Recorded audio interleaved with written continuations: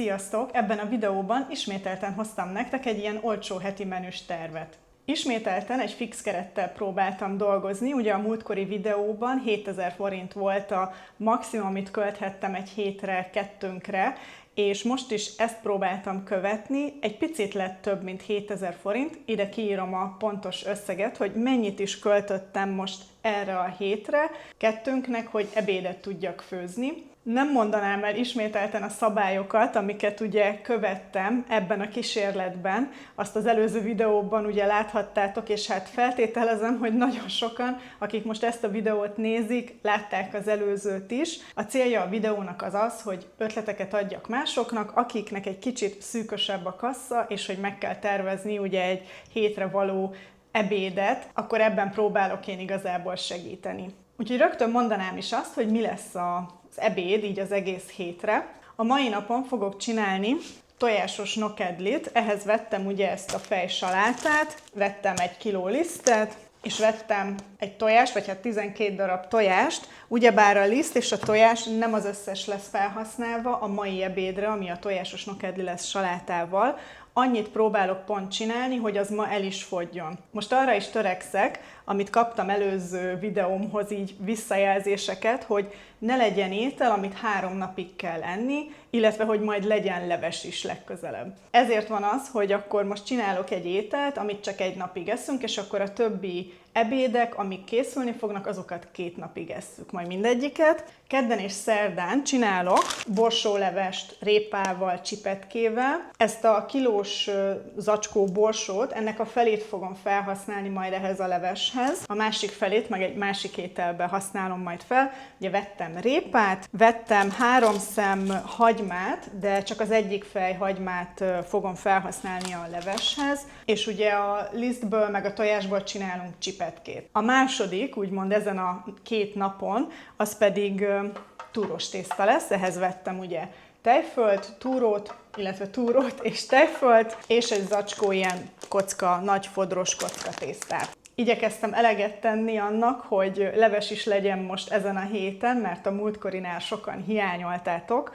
Akkor abba a menüsorba nem fért bele, most úgymond belefért, egy picit emiatt léptem túl amúgy a 7000 forintot. Csütörtök pénteken pedig paradicsomos húsgombóc lesz főtt krumplival, ehhez vettem ugye ezt a passzírozott paradicsomot, ez fél kilós, vettem egy fél kiló darált húst, 1,5 kiló krumplit, főtt krumpli lesz majd hozzá, ezért is vettem egyrészt a rizst, mert ugye a húsgombóchoz fog majd kelleni ebből a rizsből. Ide is fog kerülni majd ugye egy fej hagyma, és akkor szombat-vasárnap borsos tokány lesz, ugye, hogy a fagyasztott borsónak a másik felét fel tudjam használni. Vettem egy ilyen 72 dekás sertéskarajt, ez így egyben van, úgyhogy ezt majd így fel fogom csikozni, és ehhez lesz köretnek a rizs. Illetve ide is ugye egy fej hagymát felhasználok, így fog elfogyni ugye ez a 3 fej hagyma.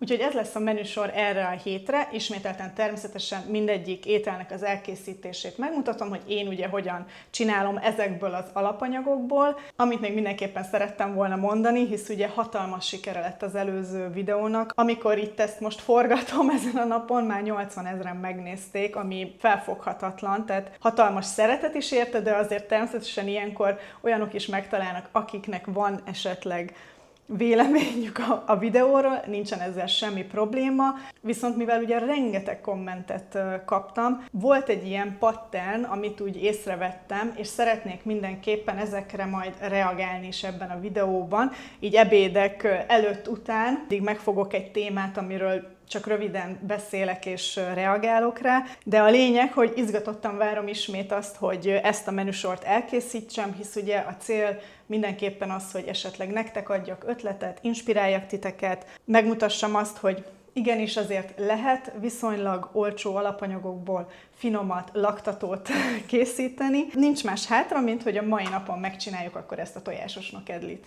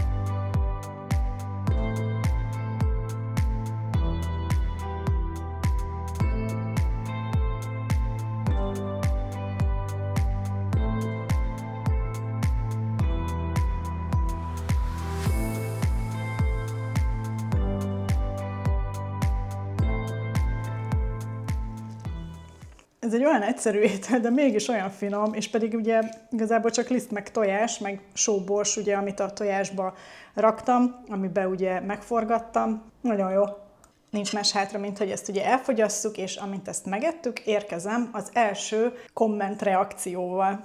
Szóval az első dolog, amire reagálnék, vagy amiről úgy beszélnék, az, hogy nagyon jó, hogy mindannyian különbözünk. Mást szeretünk enni, máshogy szeretjük az adott ételt enni, és ezzel semmi probléma nincsen, hisz ugye, hogyha mindenki ugyanúgy enné az ételeket, akkor ez egy nagyon unalmas világ lenne, akkor nem lennének főzőműsorok, meg hasonló. Tehát ilyen 300-400 komment jött, és nekem csak, hogy így összehasonlítjuk átlagban a kis videóimra, ilyen 40-50 komment jön össze. Tehát, hogy szignifikánsan sokkal több emberhez jutott ugye el ez a videó, ami egy áldás is, meg néha egy kis átok is, hogyha őszinte lehetek, mert azért ugye ilyenkor olyanokhoz is eljut, akik nem feltétlenül néztek eddig engem, vagy csak ezt az egy videómat nézik meg, és ugye abból mondom azt esetleg, hogy ítélkeznek. Ettől függetlenül azt mondom, hogy a kommenteknek a 90%-a teljesen normális volt, még hogyha nem is tetszett mindenkinek teljes mértékben az egész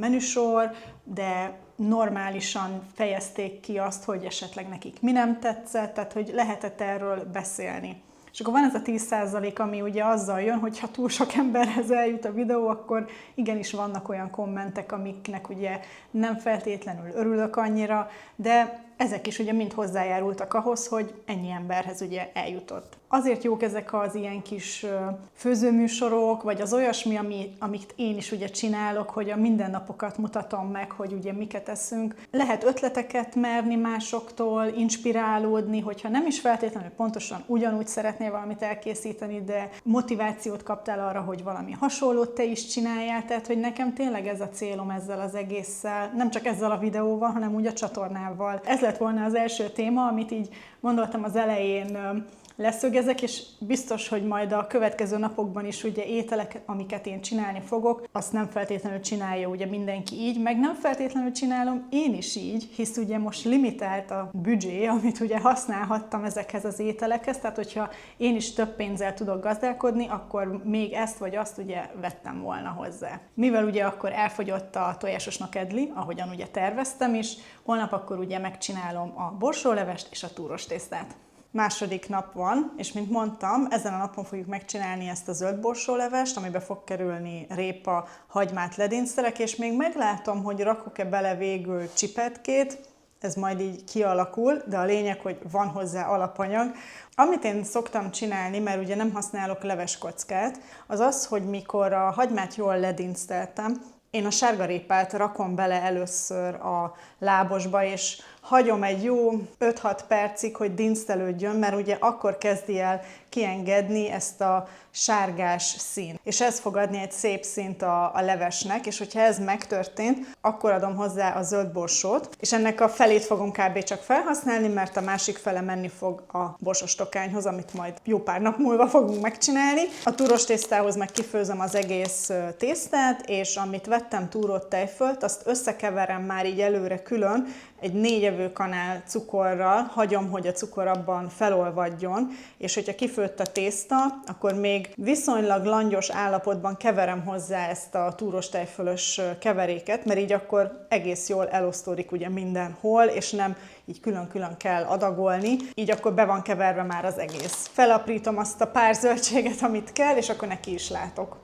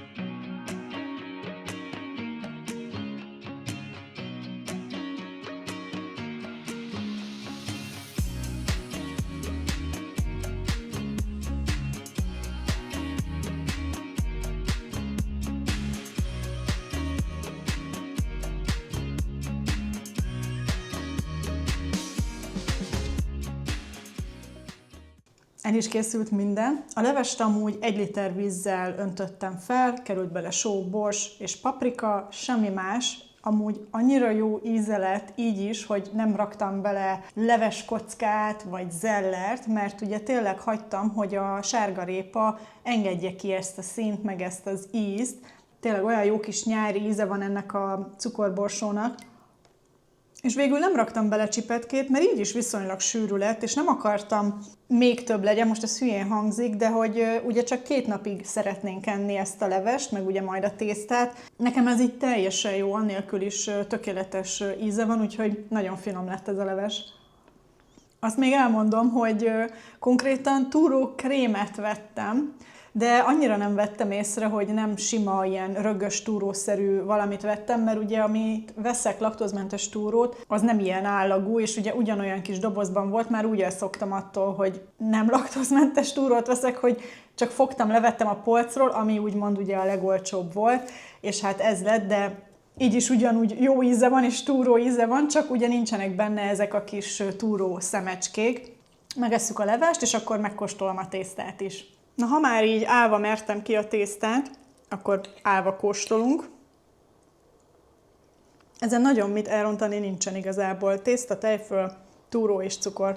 Be fogok jelentkezni a holnapi napon is, csak hogy lássátok azt, hogy mennyi maradt ugye a mai étkezésből. Az ebéd után meg ismételten reagálok kommentekre. A következő téma az a leves. Mint láthattátok, a mai napon csináltam levest, de rengetegen írtatok, kicsit kiakadva is, hogy miért nincsen leves. Hogy mi nem eszünk levest. Nincsen ebéd leves nélkül, meg a társai, tehát tényleg rengetegen írtátok, és így elgondolkodtam azon, hogy most tényleg velünk van a probléma, hogy nem eszünk olyan gyakran levest, mert amúgy eltelnek hetek, hogy nem ettünk levest, főleg nyáron, amikor meleg van, akkor mi egyszerűen nem kívánjuk. De gondoltam, hogy tegyek eleget most azoknak is, akik ragaszkodtak a leveshez, csináltam levest ugye ezen a héten, de ugye azt is meg kell érteni, hogy nem tudok minden nap levest csinálni, hisz ugye akkor nem férek be egy bizonyos keretbe, amit ugye megszabtam a videóhoz. Tehát a múltkorinál is, ha csak 7000 forintom volt a hétre, akkor abban nem fér bele, hogy minden nap legyen leves is. Csináltam ezt a borsólevest, meg ugye a túros tésztát, és ez így nekünk rengeteg. Tehát, hogy már most látom, és majd ugye holnap látni fogjátok, hogy marad 3 adag túros tészta, meg bőven 2 adag leves. Tehát lesz majd túros tészta, amit valamelyikünk harmadszor is ugye fog enni. És ugye erre is kiakadtatok sokan, hogy amikor a sárga borsó főzeléket mi 3 napig ettük, hogy hát ti nem tudtok 3 napig. Még talán 2 napig, de hogy 3 napig ugyanazt egyétek, olyat ti nem tudtok. Tisztelet a kivételnek, mondom, csak a kommentelők között tudok ugye erre utalni, de nekünk ezzel egyáltalán nincsen probléma, hogy valamit 3 napig kell lenni, hogyha az finom. Szóval az elején még úgy reagáltam ezekre a kommentekre, hogy miért nincs leves, de aztán úgy elengedtem, hogy oké, most nem fogok mindenkinek magyarázkodni, hogy mi miért nem ettünk egy adott héten levest. Úgyhogy ezért gondoltam, hogy mindenképpen megemlítem nektek, és hát nyugodtan most is írjátok meg azt, hogy igenis ti, nem tudom, mindig kell, hogy levest egyetek, vagy jelentkezzenek azok is, akik nem esznek minden nap levest, vagy minden héten, mert remélem, hogy akkor azért ezzel csak nem vagyunk egyedül. Ezt is megbeszéltük, akkor érkezem a holnapi nappal, amikor ugye melegítjük a maradékot, és holnapra is biztos lesz még egy érdekes téma, amit megbeszélünk. Itt is vagyunk a 3. napon, amikor ugyebár a maradékokat fogjuk megenni. Mint mondtam, nagy adag leves maradt még, 3 adag túros tészta, abból az egyiket, ami kisebb adag volt, azt tegnap este elfeleztük Ákossal ilyen nasinak, és akkor a mai napra van bőven még 2 adag tészta is, úgyhogy bőven jól fogunk lakni. És úgy döntöttem, hogy végül ne a mai napon reagáljak kommentre, hanem először csináljuk meg ezt a paradicsomos húsgombócot. 4. nap van, és ma megcsináljuk a paradicsomos húsgombócot főtt krumplival. Amit ugye előkészítek, az az, hogy a rizst meg fogom főzni, egy ilyen 150 g rizs lesz felhasználva, ugye van fél kiló darált hús, A krumplikat felkockázom, és majd amikor már ott tartok, hogy a húsgombócokat is elkezdem főzni, akkor állok csak neki a krumplinak is, hogy ugye főjenek. A húst, amivel ízesítem, az az, hogy a hagymát először megdinszelem egy kicsit, és utána fogom belekeverni a darált húsba, kerül bele só, bors, meg egy kis paprika, illetve egy tojás, és természetesen a megfőtt rizs. Úgyhogy ez egy ilyen kicsit hosszadalmasabb folyamat, nem a leggyorsabb szerintem egy paradicsomos húsgombócot összedobni, de nincs is ezzel semmi probléma. Álljunk is neki, és mint mindig a végén kóstolunk is egyet.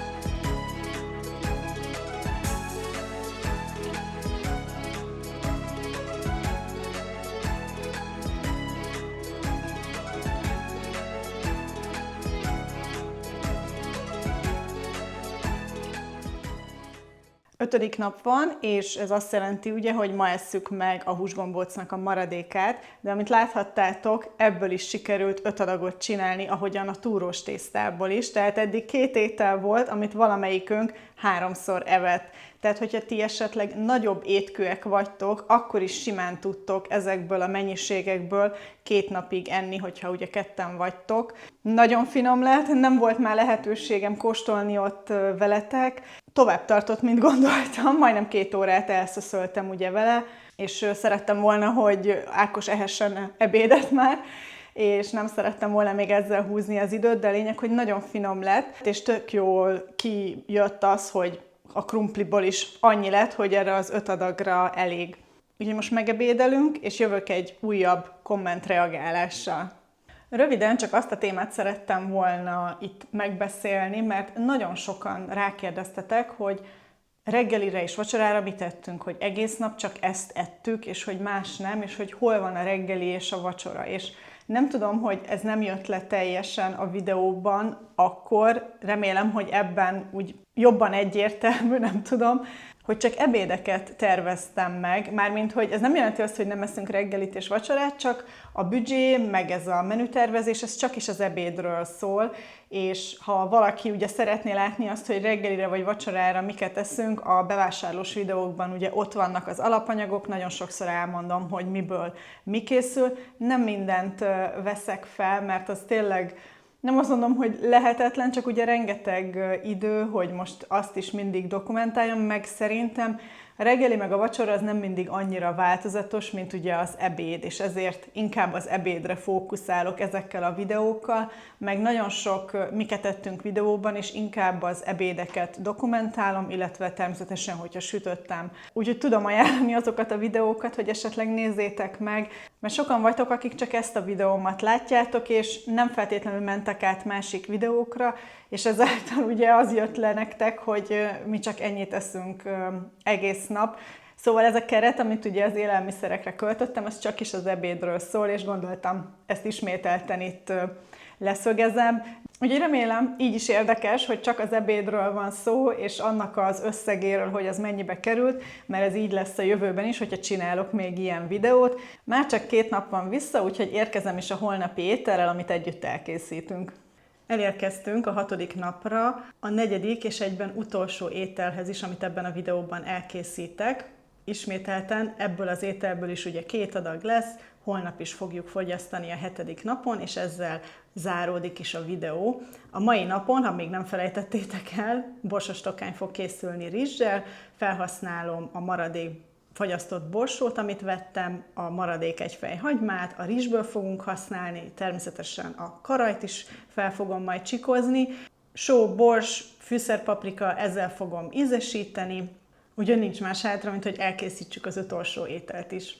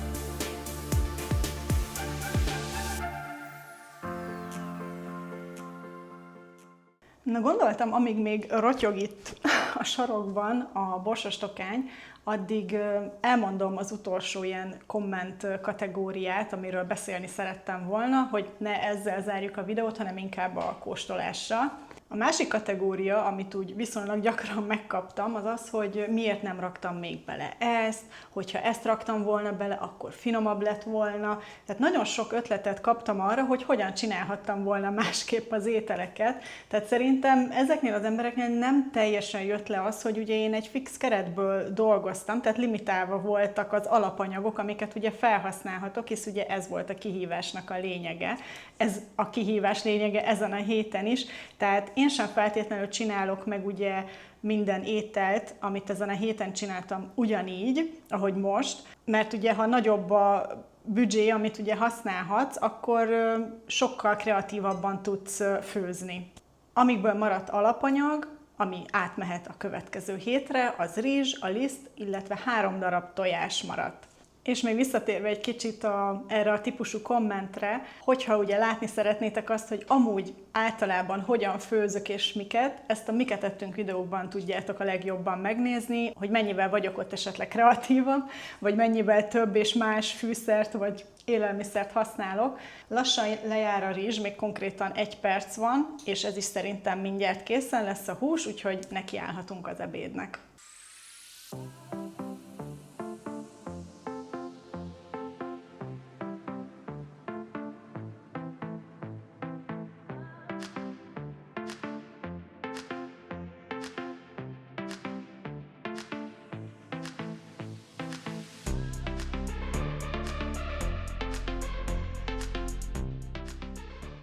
Lássuk akkor az utolsó ételt, hogy milyen is lett. Majd közben mutatom, hogy mennyi maradt a következő napra, amit ugye félretettem, de addig is ezt megkóstoljuk. Nagyon jó lett. Jót tett neki a tejföl, azért nem tagadom, tehát örülök, hogy tényleg eszembe jutott. a hús is finom puha lett. Ilyenkor én ezt azért egy ilyen 20 percig főzöm minimum, hogy a hús egy kicsit megpuhuljon, és ne legyen annyira rágós.